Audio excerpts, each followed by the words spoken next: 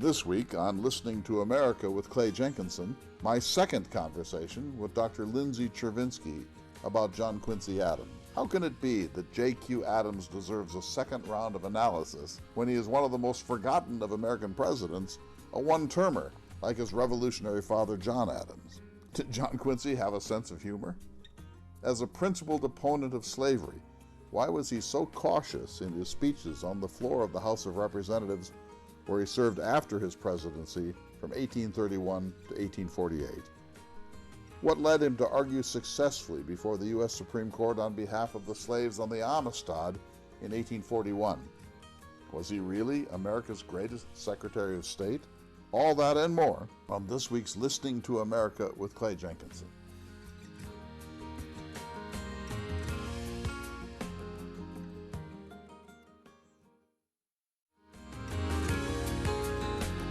Hello, everyone, and welcome to this special edition of Listening to America with Clay Jenkinson. Across from me, virtually at least, is my friend Dr. Lindsay Chervinksy, presidential historian, author of the spectacular book on George Washington's cabinet, now working on still another president. Welcome, Lindsay, to Listening to America. Well, thank you very much for having me. I am delighted to be back to resume our conversation about John Quincy Adams. We had a conversation last week about John Quincy Adams. It was so rich and interesting that we both said, well, we better do another one. You know, because if you start naming presidents, John Kennedy and FDR and even Woodrow Wilson, I know you're not a fan, nobody puts John Quincy Adams in the top 10. I guess I'd put it this way. He's a way more interesting and important person than his reputation. Yes, absolutely. I mean, he contributed so much to the American story and so much to the foundation of the nation. And often people either only know him as a statistical note that he was, one of two sons that were president after their father were president, or they know him as a bad president. And I think that's really selling him short. In our previous conversation, we talked about his relations with his parents. We talked about his work in the Treaty of Ghent, which ended the Second War of National Independence, the War of 1812, unfolding of the Monroe Doctrine, which he played a very important part in. But there were so many things we did not talk about. And I want to start with this kind of more general question for you, Lindsay. When I think of him, I think of a stiff, unhappy man. That he's a super Calvinist, duty service, that he didn't know how to unwind, that he's humorless. His virtue kind of rubs one the wrong way because it's so virtuous. How very Jeffersonian of you. I see a picture of Jefferson on your wall behind you. First time there's no picture of Jefferson. That's a bust of Washington. That's a Henry Knox thing. It looks like Udon's bust of Jefferson. Are you sure? I got it for being a fellow at the Washington Library. Yeah, I'm pretty sure it's Washington. Carry on then. I think that is the image that people like Jefferson wanted you to think of him. There is no doubt that he was consumed by duty and obligation, and he and his father were both, and really I would say the entire family, were constantly aware of their flaws and trying to better them as part of this sort of Calvinist, Puritan, Congregationalist upbringing. It was very much part of the sort of New England ethos at the time. And you can see throughout his life in his diary and in John's diary as well, their efforts to sort of catalog their flaws and try and improve them and keep a record of them. But to say that he, had no joy or he had no fun or he was not a fun person, I think is really only one small portion of it. I think there was always a battle between what his heart loved to do and what his head felt that he should do. And that battle, depending on where he was at any given moment, sort of won out in particular ways. And we'll talk about some of the times that over the course of the next bit of time with the rest of our list, there are moments when the joy really comes out and you can see what he loves and what he enjoys doing, and it's there and it's real. And he had real affection for his children and sometimes was good at expressing his affection for his wife and sometimes not so much. And, he was a real person. But when I think of, somebody to identify with the battle between what one should be doing and what one ought to be doing and what one wants to do is something that I identify with greatly. Okay, well, I'm really eager for you to express all the jokes, humor, and good fun in John Quincy Adams' life. I love his father because John Adams is funny. You have to admit, he's one of the funniest, maybe the funniest of the founding fathers, and that John Adams can be exquisitely humorous and self-humorous. He saw himself in some ways as a heroic figure, but he saw himself in some ways as a comic figure. I just don't get that vibe with J.Q. Adams. I think it's there, but I think it's more subtle. So he did have a very dry wit. He could be very sarcastic. He could really cut up a very funny joke. And apparently that really came out in smaller groups. In larger groups, he tended to be quieter. He really knew how to employ classical allusions to make a hilarious And who doesn't love that at a sexual... dinner party? Well, no, but like, so there are these letters where he's talking, for example, where he's writing back and forth with Abigail, and when Hamilton's Reynolds pamphlet is published, they go back and forth, like making these hilarious He and his mother classical about references. Hamilton's sexual scandal. Yeah, and they're making like pretty, saucy jokes, and so it's there. It's just, I think it's subtle and it's dry, and I do appreciate a dry wit, and so not unlike a nice fine dry wine. So I think that it's it's one of those things that you kind of had to look for, but if you were attuned to it, I think he could be very smart and very witty. Sure. If you have to use the word saucy, you're straining already. All right. So all right, I'll stipulate that for the moment. I want to start with something that I find amazing. In 1821, he was serving as Secretary of State under the Monroe administration, and he gave a speech to the U.S. House of Representatives where he would later serve admirably. And he basically outlined America's foreign policy somewhat along the lines of George Washington's farewell address and said, look, we leave the rest of the world alone. We mind our own business. We're peace lovers. We're harmony lovers. But then he says a famous line, this country, she goes not abroad in search of monsters to destroy. Amazing sentence. I mean, he didn't Beautiful say sentence. She goes not abroad, which is a strange sort of Ciceronian piece of rhetoric. She goes not abroad in search of monsters to destroy. What do you make of that? Well, it's interesting. We talked a little bit about his neutrality earlier, and I think that he and his father had a very distinct version of neutrality that was informed by their time abroad. They saw that French and English and European forces fought with each other over centuries-old grievances. We're just going to be constantly squabbling, and so there was just really no point to go looking for reasons to get into those wars. Now, Jefferson expressed a similar idea that we were very positively situated, I would argue today we're still the most unbelievably blessed because we have two very friendly neighbors that don't want to wage war on us and do not invade us, and we have two very big oceans.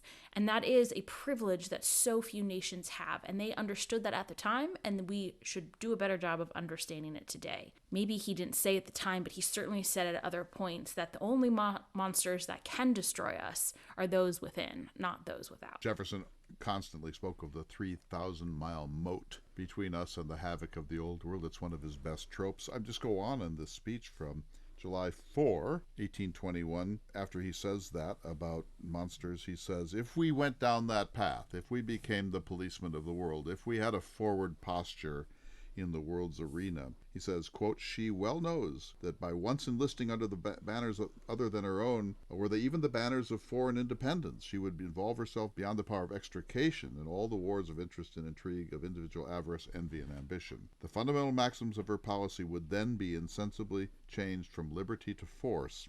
She might become the dictatress of the world. She would be no longer the ruler of her own spirit. And then he closes by saying, America's glory is not dominion, but liberty. Her march is the march of the mind. She has a spirit and a shield, but the motto upon her shield is freedom, independence, peace. This has been her declaration. It's the 4th of July. This has been as far as her necessary intercourse with the rest of mankind would permit her practice. That's a pretty amazing little speech that this somewhat dour man gave before the House of Representatives. Yeah, and you're the one calling him boring. Well, I mean, he probably had this ghost written by Aaron Burr, for all we know. Please. No, he wrote exquisite July 4th addresses almost every year. I wish he'd gotten in a little dig on Jefferson there. That would have been fun. He could have said, I would have rather be here 2 days ago with the real anniversary. but be that as it may. We talked a little bit about this last time, but I was thinking about it over the course of the last week, Lindsay, and John Quincy Adams had what I would call the Jefferson experience. I don't know if this happened to you, but it certainly has happened to me. When you first encountered Jefferson, you're so impressed by his elegance, his dignity, his learning, his capacity as a prose stylist, his taste, you just think, oh my goodness, America's Renaissance man, and his idealism and so on. And you kind of fall in love with Thomas Jefferson.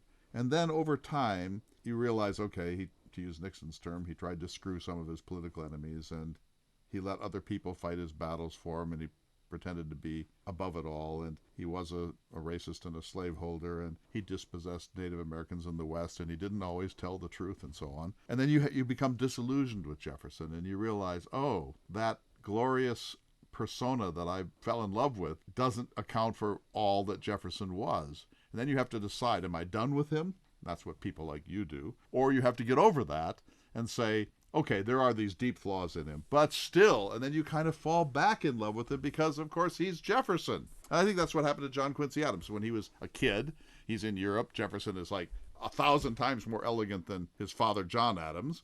Jefferson is like the man of taste, a cosmopolitan. He's not provincial in any sense.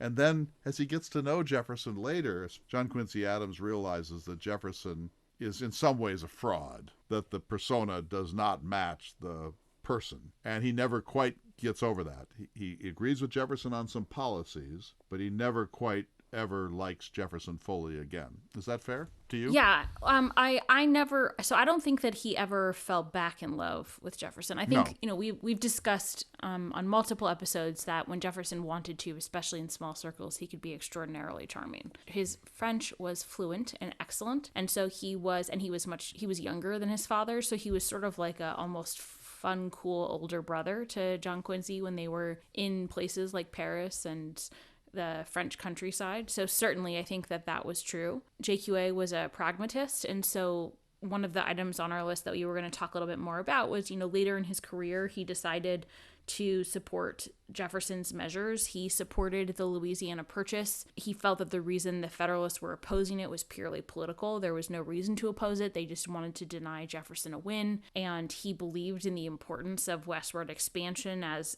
a key to the nation's future. And of course, as we discussed prior, believed in the importance of what we would think of as, infrastructure or improvements to make that possible. In doing so, he was thrown out of his Senate seat in Massachusetts. He was kicked out and smacked pretty hard on the hand by those in the Massachusetts legislature. And then, was rewarded sort of by Madison, who appointed him as an ambassador later to thank him for his loyalty. But I don't think he ever fell back in love with Jefferson. I think he just understood the way the political game worked and was willing to go to dinner at the White House and was willing to play along and do what he felt was best for the nation. The one part of that I would quibble with is I never started off in love with Jefferson. You never loved Jefferson. When I started reading history, it was at a point where Jefferson's full story was taught from the beginning. So I never started off with a place of this brilliant scientist, this brilliant innovator, this unbelievable rhetoric, Declaration of Independence, and then the story kind of stopped, and later I got more. The story was always this person espoused these ideals and lived none of them, and that I struggle with. We need to take a short break while I recover, while I try to come back from the sense of deep chagrin. I feel that you never loved Thomas Jefferson, and it shows. We'll take a short break. When we come back, I want to ask you some questions about John Quincy Adams. You're listening to America.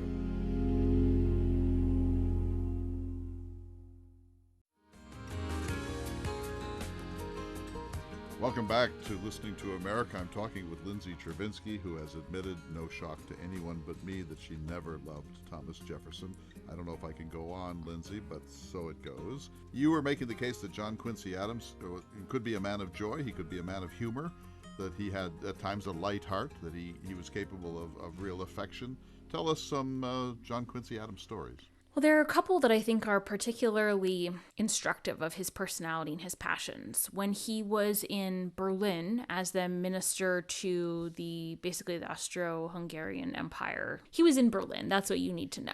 And he was sent there by his father. And Louisa while she was there, had a series of really horrific miscarriages. Nearly died. It was absolutely traumatizing for both her and John Quincy Adams. If you look at his diary, he's just aghast. He's terrified he's going to lose her. He's by her side all the time. It's extremely emotionally wrought, which I think is important because it does show this depth of feeling. It shows an affection, if maybe not sort of a burning passion in their marriage, although I do think they were passionate. It shows, I think, love in the marriage. Once she started to get better, they went on this tour in the summer while court was not in session. And he goes to all these ruins museums. He goes to all these history sites. He decides that he's going to do a sunrise hike. So he hikes up to the top of this mountain to see the sunrise. He's at this point teaching himself German. So he's translating books. So I think it shows that there are real passions there. There are things that he enjoys. He loves the nature. He loves the sightseeing. He loves the people.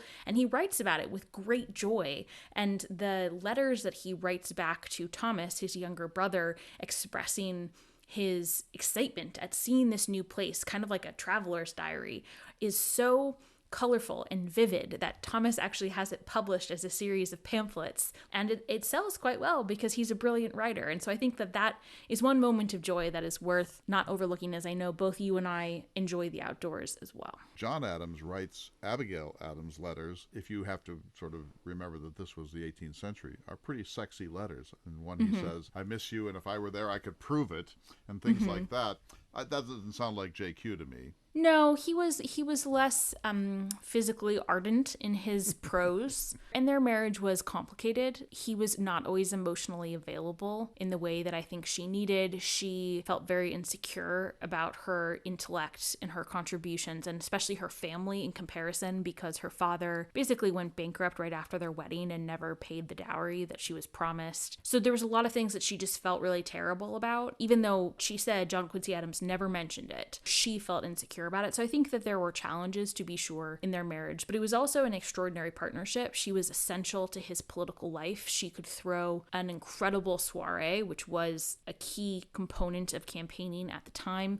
She could be an excellent hostess. She was very charming. She was witty. She played music. She danced. All of the things that we would expect a hostess to do at the time. When they were not together, they appeared to want to be together. And so that's at least something. When I think about her, I think of proper. I think of maybe a little aloof. But then I read that even though he couldn't stand Andrew Jackson, you probably know this story, at one point they threw a big dinner party for Andrew Jackson, one of the great dinner parties in the history of Washington, D.C. for Andrew Jackson. And she must have been a great manager to pull that off. Yeah, I mean, she really marshaled their finances. She marshaled the servants, the people that worked in their home.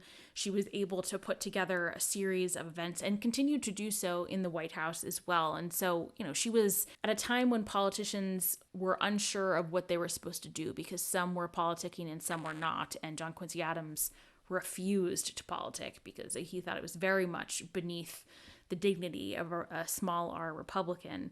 She was the one that did so. Her social rounds, her networks, her contacts, her communications are what started to build the political scaffolding that his career was built on. How is she seen when historians look at the broad sweep of first ladies in American history? She's usually forgotten. She's included as a sort of fun trivia figure. She's one of two, I believe, first ladies who was born outside the United States. Melania Trump is the other.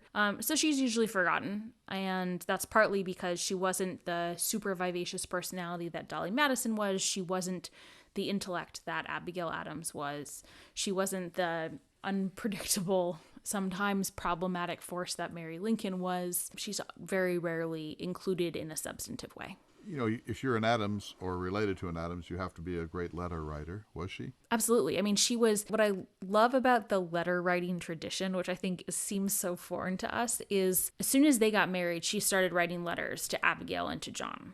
And that was expected because you are now a part of the family. You are now going to write to your, they often called them father and mother in a way that we don't generally with modern society. So she started writing letters to them right away and continued to do so and wrote to her family and wrote to Thomas because she was very close with Thomas because he traveled with them to Prussia initially and would often, if John Quincy Adams didn't want to dance, he would often dance with her when they were at these court functions. This is John's brother, Thomas.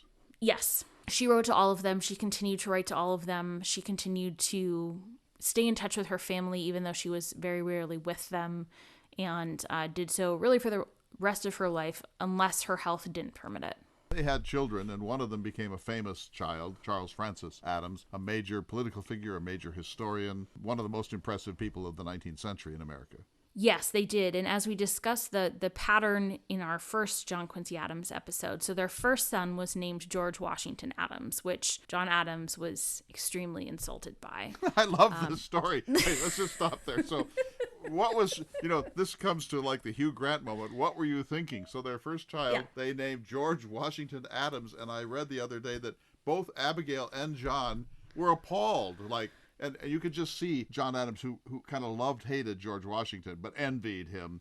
It must have just grated on his sensibility. Yeah, because the tradition of the time was the firstborn son was almost always named after the father. And then the other sons and often the first daughter was named after the mother, and then the other children would honor other people. So if they had named their firstborn son John Adams or John Quincy Adams II, and then the second son, George Washington, there would have been no objection to that. I'm not sure of that, but less objection, surely. Yeah, and I think because by the time the second son was born, George Washington was dead, so I think it would have been fine. I don't think that would have been a problem. The order of it was the problem. It was the breaking of the tradition, and Abigail was pretty explicit about this when she wrote him kind of criticizing the choice.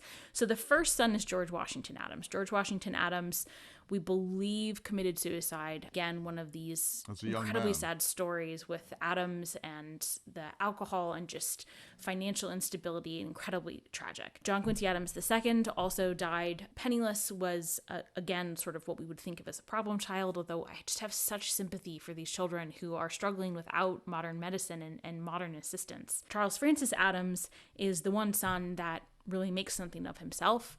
He they're all educated, but he does well. He ends up marrying an heiress. He ends up being a diplomat in his own right. He's a very successful man. So Charles Francis Adams was a writer. He married, and he was the father of the famous Henry Adams. Henry Adams wrote The Education of Henry Adams in kind of the third person. He was maybe as brilliant as any of the other Adams. His writing is not for the faint of heart.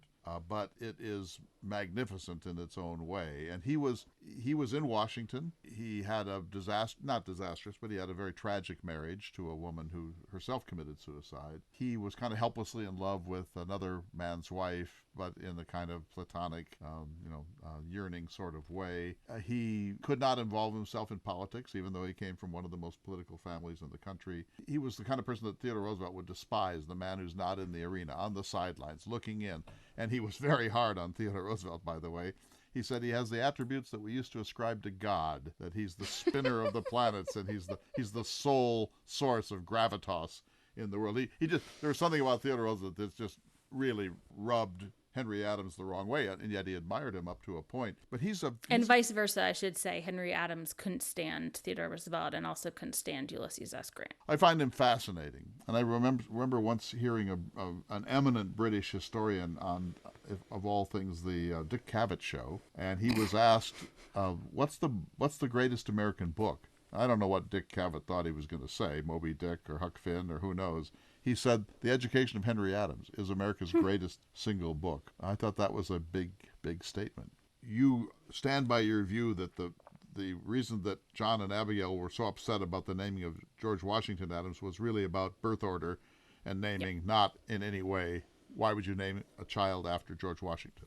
Yeah, I think so, because they understood, they lived through the reverence, especially after Washington died. But Washington had also been quite instrumental in launching John Quincy Adams' career as a diplomat in his own right. He was responsible for his first diplomatic posting and then his second, and had written this letter to John Adams right before John Adams took office. Basically, John Quincy had written to John saying, "I'm planning to come home. I'm not going to stay in Europe while you're in office. I don't want anyone to accuse me of nepotism." And John showed it to George Washington, and Washington basically said, "It's a very nice sentiment, but that would be a huge loss for the nation because he is the best of the diplomatic corps. Everyone in the cabinet thinks so. And so it would be very detrimental to our nation and to your administration if he comes home." And it meant the world to Adams because Washington was not prone to excessive praise. Well, he knew merit when he saw it. Which takes me to Russia. So John Quincy Adams is our first Russian minister. Amazing career. What do you know about this? Did he learn Russian? He went first as the secretary to Francis Dana when he was there during the revolution and they were trying to negotiate a treaty. So that was his first experience. And then he went later. And I believe that he tried to learn some Russian. I don't think he ever mastered fluency. But it's also important to remember that usually at courts like this, everyone spoke French. because that was the language of diplomacy, and they wrote their letters in French because that the was Russians the language too. of Where diplomacy. this was the time when they Yes. were so enamored of the French culture and language that if you read Tolstoy, every aristocrat speaks in French at home. Yes, and there were other languages brought in, and so the common language was French. And so he could usually talk to people one way or the other, even if he didn't speak the language, but he was fascinated by local languages, and we've talked about he was a brilliant linguist. We'd be fascinated to read a diary of JQ in Russia. I mean, it was talk about a foreign country. It's almost like having gone to China. If I'm remembering my Russian history correctly, which it's been a while, this is before the abolition of the serfs. So we're talking about a very different type of society. Probably actually would look more akin to what we would think of as like the slave South, except in the far north, of course. It was the first place he went after he was kicked out of the Senate. And he went at a time when Napoleon was sort of still on the scene, and they were trying to figure out, United States was of course staying out of the war, but all of the allies were trying to figure out how to defeat Napoleon. And so Russia was very much felt like it was on the far reaches of the globe, but was increasing in importance, and he understood as much. So I don't have the dates in front of me, Lindsay, but is he there when Napoleon invades Russia and gets close to the gates of Moscow and is turned back with one of the most disastrous retreats in human history? Yes. So he was appointed as a minister to Russia in 1809. He was there when Napoleon invaded. He then was called home to take up other positions, and Louisa was pregnant at the time, and so she was unable to leave. And her story of leaving Russia. In Russia. Yeah, she gets stuck in Russia. She has a baby. She's trying to figure out what to do with the baby. And she basically commandeers a carriage and takes a carriage across Europe to get home. So, she might have been prim and proper, but she was no wallflower. And she had a steel of spine when she wanted to. That story. Is there a book on this story? This has to be one of the... First of all, if I were Louisa and my husband left Russia and left me behind, there would be some late-night arguments. Yes, it is a heroic story. There's a book called American Phoenix about Louisa Catherine Adams, which I think is probably one of the better books on her and includes this part of her life, which was, by all accounts, absolutely terrifying. I will be ordering that book as soon as we complete this recording of Listening to America. An amazing woman. Traveling today in the world for a woman with a young child is not at all easy. But this is an era when you're in bad wagons and horses that break down and you're subject to the weather. There are no inns to speak of. You don't know the language. It sounds absolutely horrific to me. And she had already lost several pregnancies and several babies. And so the thought of losing another one, I'm sure, was ever present. I can't imagine Thomas Jefferson in Russia. It just wouldn't work for him. Paris was about as wild as he was able to get. Yeah, he liked the countryside of France, to be sure. Yeah, I think the accommodations where John Quincy Adams was in Russia were probably lovely, but the countryside maybe not so much. You know the story, of course, of Benjamin Franklin and John Adams having to sleep in the same bed in 1776 in New Jersey. I'm trying to imagine Thomas Jefferson in bed with any of these men. Yeah, he didn't really like to share his personal space. I was at Monticello a couple months ago for an event, and it was a very funny evening because I was there and it was black tie, and so I was in a ball gown and going through this house, which felt very I don't know. It's not how I usually tour a historic house, and I enjoyed it. But anytime you see his space, you're designed that he liked to welcome people in when it suited him, and when it didn't, he very much wanted to close them out. Whatever we think about this, is a man who protected his persona and his privacy in a way that, say, John Adams never did. I think Jefferson and Washington are more similar in that way than either of them and Adams. Well, yes, and that's partly a reflection of their status of birth, because privacy, it was the privilege of very few in the 18th century. Most of the time, you had to share a room with someone. You didn't have the wealth to have individual rooms for each person, and so Adams grew up sharing spaces and sharing rooms, and that was just how they lived. And for women especially, for women especially in Jane Austen's novels, you just get the sense that these marriageable women were never alone, really. No. During the pandemic, I did understand a little bit why the women enjoyed taking walks so much because it was a way to get outside and away from people. But other than that, it doesn't sound like a particularly enchanting way to live.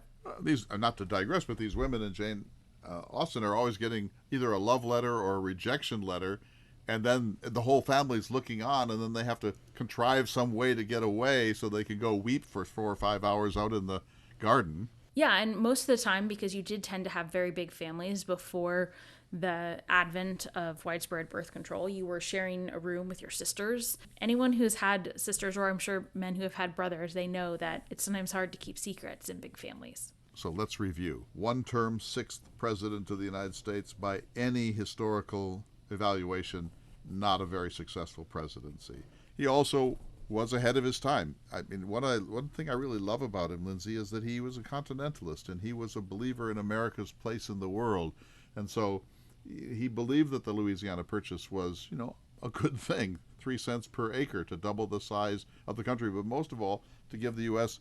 security. And he had a sense of a great nation needs an infrastructure. It needs canals. It needs postal roads. It needs inland waterways. It needs ports. And in saying that, he was anticipating what America was going to become in the 19th century, but the states' rights doctrine, particularly of the Southerners, was such that they were not ready yet for continental infrastructure. And remember, I don't need to tell you, that it wasn't until the South seceded that we got the transcontinental railroads to go to the American West, because they were preventing it, because the South felt that any progress in the northern tier was going to be new states that were anti-slavery. Yes, absolutely. And, I think he was incredibly forward-thinking about legacy, about history, about his place in it, and about the cultivation of those things in a couple of other ways. Lindsay, I want you to talk about, if you have any, more moments of joy and happiness in John Quincy Adams' life. We do need to take a break. We'll be back in just a moment.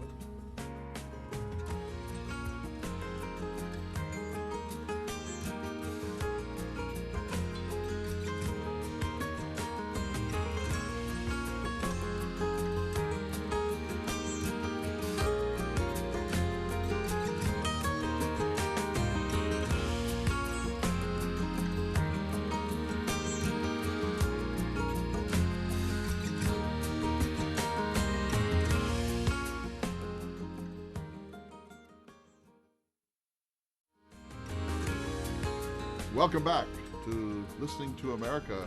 I'm having a great time with my friend Lindsay Chervinksy. She's trying so hard to make John Quincy Adams seem like a lovely human being. Give us some more of those highlight stories that you were telling. Well, so I really would like to challenge listeners. I'd be curious to know, after listening to these 2 episodes, do you come away thinking, A, that John Quincy Adams is less boring than he is often conveyed, and B, have I convinced you that he's less of a sour figure? I want to know. So I want to hear the results, but the answer is no and no. I'm sticking out my tongue at She stuck Clay. her tongue out at me. Yeah, but no, I want to hear from listeners. My guess is that they're going to side with me. So we're going to of course we're going to side with you, but that doesn't tell us anything. We should have like a wager to see what the responses are. I think what we should do is we should get voice distortion things so that you sound like, I'd like to say this, and then I'll be, I'd like to, and then we'll see who they side with. This is crazy. No, they have this idea of you as this taking on the old man's bigotries and limitations. You bask in this love, and it's not fair. I'll just say that. They're going to side with you because they're going to side with you. They get it that you're brilliant, but they like you. I have no objection to this arrangement. Of course you don't. All right. So, okay. So I'm still laughing over the Berlin story, so give me another one. Okay. So John Quincy Adams loved nature. He was a scientist in his own way. He was very interested in the classification of nature and understanding how things evolved. And when he was in the White House, he established what I would think of as sort of the first, it wasn't the first national forest like a national park, but if we think of national as in like a union, it was the first union forest. And on the White House grounds, at the White House, it was on the grounds. It was a series of trees that were planted to represent the various different states and what trees were grown there, or trees that represented significant moments. So there was a tree in Baltimore that had shot holes in it left over from the War of 1812, and he had acorns planted from that tree. But the flag was still there. Yes. He had acorns planted from trees that were on the Boston Common where the Sons of Liberty had gathered. So he had this sense of history and legacy. And are they still there? No, because when Jackson was inaugurated, his supporters hated John Quincy Adams so much they trampled the whole thing to the ground. You know this for a fact. Yes. They did it on purpose. Yes. It wasn't just like the press of visitors in the inauguration. Nope. They wanted to trash J.Q. Adams' forest. Mm-hmm. I like John better already. I mean, truly, I'm always impressed by him. How can one not be? There's so many things that are impressive about him. The presidency may be the least impressive, but this story, do you think this had any effect on the nation's movement towards national parks, national forests, etc.? I don't know about national parks or national forests, but the White House grounds have became a way to sort of cultivate this concept. Often White House trees and plants are selected from species that represent different states as either gifts or, mementos or whatever. And so I think that he really did start that process. All right, so I've said a lot of really good things. Now I got to say some not so good things in order to be balanced and fair. Because I can't stop laughing. Sure. But also just for balance and fairness, I think it's important. We talked in episode 1 about his role to defeating the gag rule over slavery in the House. We talked about his role defending the captives in the Amistad case. But his evolution on slavery was a gradual one and was much more nuanced than we sometimes think. He was never pro-slavery, and he was never in favor of the institution. But not unlike John and Abigail, that antipathy was much more theoretical. It was much more political. They thought that the institution corrupted both the slave and the enslaved and the enslaver. They thought it was bad for mankind. They resented the power it gave to southern states, but they weren't trying to be abolitionists in any way. And he soft pedals that in the House, but he does not give impassioned abolitionist speeches. And I've always thought that was just good sense. Well, it was partly good sense, but it was also, I think, partly what he believed, because when he was Secretary of State, when he was president, he lived in D.C. He was friends with Southerners. The house that he lived in when he was Secretary of State was just a couple blocks down from a tavern that often doubled as a jail for enslaved individuals that had been captured or were being sold. Whenever he went to Southerners' homes, his hat was taken, his coat was taken by an enslaved servant, his food was prepared and brought to him. So it was very much a part of his daily life, and he doesn't seem to have objected all that much to it. And that culminates when he was at the White House. His niece and nephew, as part of their parents' will, they were bequeathed 3 enslaved individuals, 2 men and a woman. And they did not gain legal control over them until they were of majority age, so until they were 18. And so the enslaved individuals were at the White House. Now, we don't know what they were doing. We don't know if they were put to work at the White House. We don't know if they received wages, although there's no evidence to suggest they did. There's also no evidence to suggest what they were doing. So we just really don't know. What we do know is that the daughter ended up marrying one of the Adams' sons. And this was shortly after she turned 18. And shortly after she turned 18, she manumitted the enslaved woman that she had received right before the marriage. And there's no clear indication of why, although my speculation is that she was not permitted to marry the son until she manumitted the woman. Under the terms of the will, John Quincy Adams could not sell or manumit these enslaved individuals until the children came of age, because he had no legal control over them, much like Washington had no legal control over the enslaved individuals owned by Martha's children. So there was nothing he could do about it. But once she was 18, then she was permitted to manumit this woman. We don't know what the impetus was. She did grow up in a slave-owning family. She grew up in Maryland. She was around enslaved people all the time. And I think it's just a little bit peculiar that she manumitted this woman right before she got married. The sense I'm getting from listening to you, and I'm learning all this from you, thank you, is that the Adams were racists, but they weren't pro-slavery. Well, it's very complicated because, so at the same time that they abhorred slavery, and, for example, when Abigail was in Philadelphia as First Lady and was trying to staff the House, she did rent enslaved individuals from people who owned them in the area, and would often write that they were, horrible things about how they were racist or how they were lazy and useless. I've read She said that about white servants too. She just felt like she could never get help. But she wrote some terrible things. And yet she had a servant in Massachusetts, a boy named James, who was black, who was free, and she went to bat with the local town, insisting that he be permitted to go to the same school in the same classroom as the white children, because he was no different than they were. And I think where the distinction lies is that she felt that anyone who was touched by the institution of slavery was degraded and became less human. Including the white people. Including the white people. But if you were free, then you could in theory have the same capacity. So I think that's how she came down on it. John Quincy wrote less about it early on. We know that he had these enslaved individuals at the White House. We know that at some point, they were manumitted. And then we know later in his life, there was a court case. There was a woman, an enslaved woman, who had been captured and had tried to kill herself rather than take her children back into slavery. And he went to go, for some reason, he went to go see her in prison and was so heartbroken by this circumstance that I think it continued to shape his thinking and to evolve his thinking and make him a little bit more humane about it. But I just think it's important to discuss that evolution, to discuss the moral compromises that are made along the way, because that's part of the story. The race question is just so incredibly complex. There is no easy way to talk about race in America. The more you look at it, the more complex it gets. And I don't mean that justifies anything, but it just explains complexity. And the second thing I conclude is that if you're kind of taking a simplistic view of this and saying net positive or net negative on the question of slavery and race, John Quincy Adams is net positive. And I would say that Jefferson is net negative, unfortunately. Yes, I would agree with both of those that says things. Good things about him. In other words, of course he's a man of his times, and of course they live in this world of like moral treacle. It's just so problematic in every possible direction. But I think that his basic attitude was justice is justice, and slavery, it cannot be justified. And I like him for that. Me too. I think it's sometimes hard to understand why people who had such a clear view of that issue appeared to tolerate it with equanimity in their daily lives.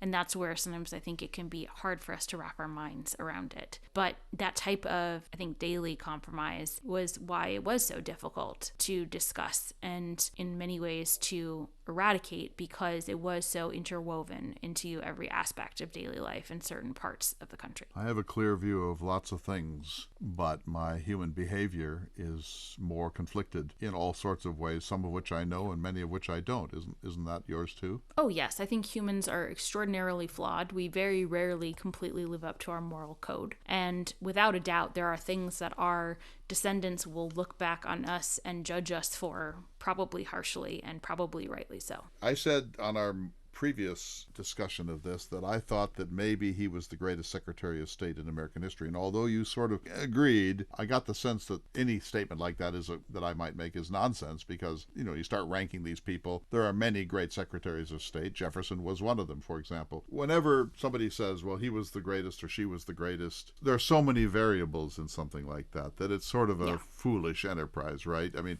I think he would certainly rank as one of the great Secretaries of State, John Quincy Adams. Yeah, I mean, certainly I would say top 5, if not top 3. And so that's something. In other words, I go back to what I said at the beginning of this hour. He's basically forgotten. When he's remembered, he's basically dismissed or underestimated. And his presidency was, by any standard, not a very successful one. And in fact, he sort of wanted to be diselected in 1828. He looked on it with some relief. But his greatness is indisputable, but you have to take a broader view and put in more factors. Yeah, I mean, I think there are a lot of people like that, especially in this period when we're talking about the nation, its creation and its defining periods and its coming into its own as an independent power. I would actually argue, certainly once you got past the Louisiana Purchase, Jefferson's presidency is not so great. That is a shining moment, but the second term, not so much. I'll agree with you on that. So I think that, Jefferson's greatness often comes from not his presidency as well. And so the challenge with a lot of these figures, whether it's Jefferson, whether it's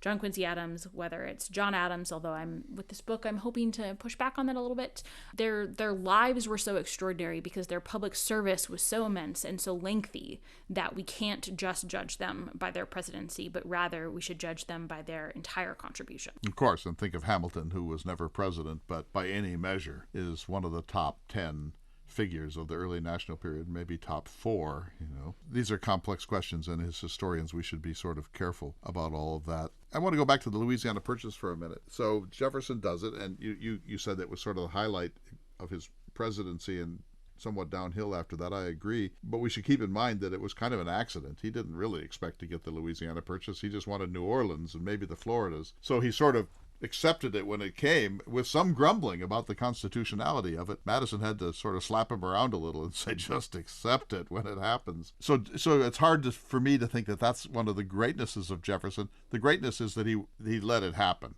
that he angled, he was careful not to fight a war with France and so on, or Spain. He thought time was on our side, and it turns out he was exactly right. So the Federalists opposed it, you said, largely because they just wanted to oppose it. There must be a Federalist rationale that is not bankrupt. Well, they argued that it was not explicitly in the Constitution to empower the executive to acquire new territories, and that there was a clearly designed mechanism for adding new states to the nation, and that was not it. And technically, I guess that they were kind of right. And Jefferson had those same concerns. That was what he was writing. He agreed with them, yeah. Yeah, I mean, he was writing, I actually wrote an article for the Journal of the Early Republic about how Jefferson managed his cabinet, and it looks at this case study in particular. But, I think to your point, I think it's worth exploring that a lot of the great moments in presidential history are not necessarily because the president actively seeks something. Sometimes they are, absolutely. But a lot of times it's when circumstances